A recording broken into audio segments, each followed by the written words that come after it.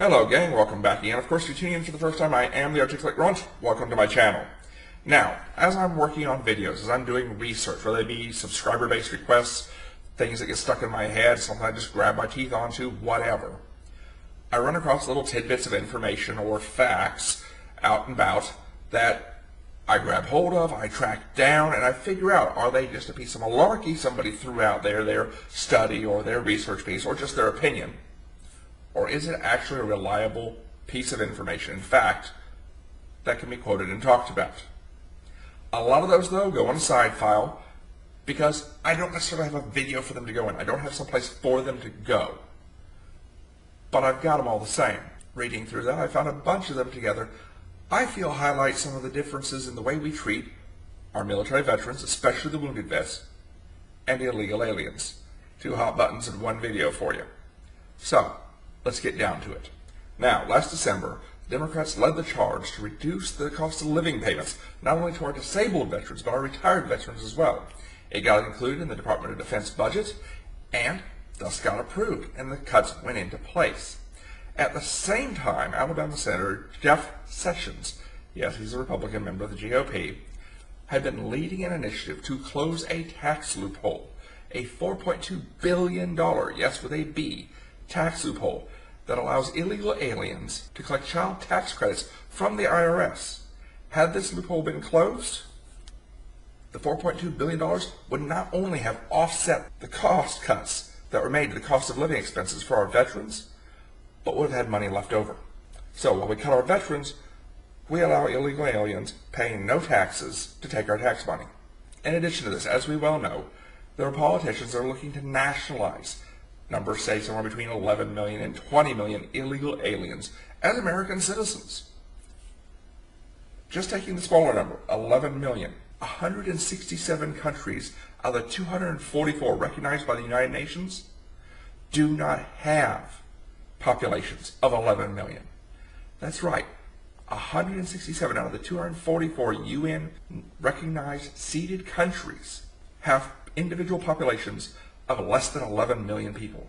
And we want to nationalize this, adding it to our own population, which, according to different studies, depending on what you look at, already has tens of thousands to hundreds of thousands of unemployed or underemployed in our workforce. Meanwhile, in Memphis, a VA whistleblower reported that his hospital was using contaminated kidney dialysis machines to treat American veterans. The same hospital has previously been investigated for chronic overcrowding of its emergency rooms, leading to 6-hour or longer waits for treatment by veterans in the emergency room.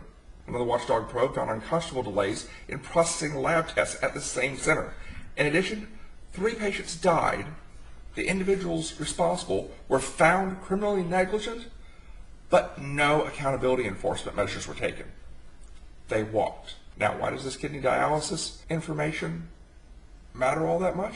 Because in New York, doctors reported that nearly 40% of their patients receiving kidney dialysis treatment are illegal aliens paid for by the taxpayer funds.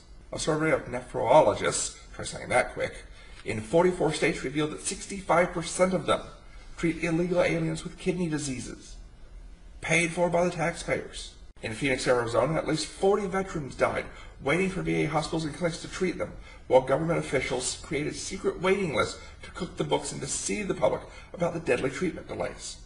In Los Angeles, federal bureaucrats have callously canceled an estimated 40,000 diagnostic tests and treatments for American veterans with cancer and other illnesses to cover up decades-long backlogs. In Sacramento, California, lawmakers of the already broken on federal assistance state are moving forward with another budget-busting plan to extend government-funded health insurance to at least 1.5 million illegal aliens, while cutting budgets for their veteran benefit programs. In Arizona alone, illegal aliens incurred health care costs totaling an estimated $700 million last year. Now, moving on to a slightly different venue, let's hit education. At the University of California, Berkeley, UC President Janet Napolitano, former Secretary of the Department of Homeland Security, has offered $5 million in financial aid to illegal alien students. Across the country, 16 other states offer in-state tuition to their colleges and universities for illegal aliens, while disabled veterans relocating to their states or retiring out, getting out of the military in their states are not offered the same. Many of these states only offer in-state tuition to active duty serving military personnel on orders in their state. In addition, Rhode Island Board of Governors for Higher Education and the University of Hawaii Board of Regents, as well as the University of Michigan Board of Regents, all approved their own illegal alien tuition benefits programs with no expansions to their veterans' benefits. In 2013, the nation's most selective colleges and universities, Harvard, Yale, and Princeton, had enrolled an estimated 168 American veterans, down from 232 in 2011. Anti-war, anti-military activists have long waged war on the military recruitment offices at these elite campuses for years, dating back to the 60s and 70s. At the same time, though, these universities have continued to seek increasing federal grants for diversification and not only make such programs open to illegals, but have provided free programs to aid them in the process, as well as second language assistance for illegal applicants. Love to see that kind of help and support, wouldn't you? Now, in 2013, the Department of Homeland Security released 36,007 convicted criminals who are also illegal aliens, according to the Center of Immigration Studies. The benefits of the catch and release program include those convicted of homicide, murder, rape, sexual assault, kidnapping, child prostitution, child molestation, and thousands of fatality-related drunk and drug driving convictions. The same Department of Homeland Security issued a report that identified returning combat veterans as worrisome terrorists and criminal threats to the safety of America. You should have already heard about that one on the news many times. It was covered in some detail a few months back. Now in Washington, big business and open border lobbyists are redoubling their efforts to pass yet more massive illegal alien amnesty programs to flood the U.S. already unemployed and underemployed job market with low-wage labor, while government programs to help veterans get retraining and find work have had their budgets cut. Now, this is just my opinion, but it seems like the American medical and welfare welcome mat to the rest of the world is out and open, good for business, while leaving our best and bravest veterans to languish in hospital lounges and die waiting for appointments. Not only that, but now having to compete for jobs and educational opportunities against illegal border crossers, document fakers, visa violators, and deportation evaders.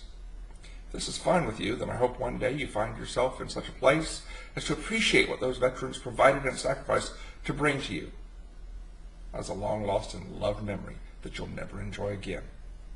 Also, in my opinion, any government official who puts the needs of illegal aliens above the nation's own veterans and citizens for their own political gain needs to be prosecuted for criminal neglect bordering on treason.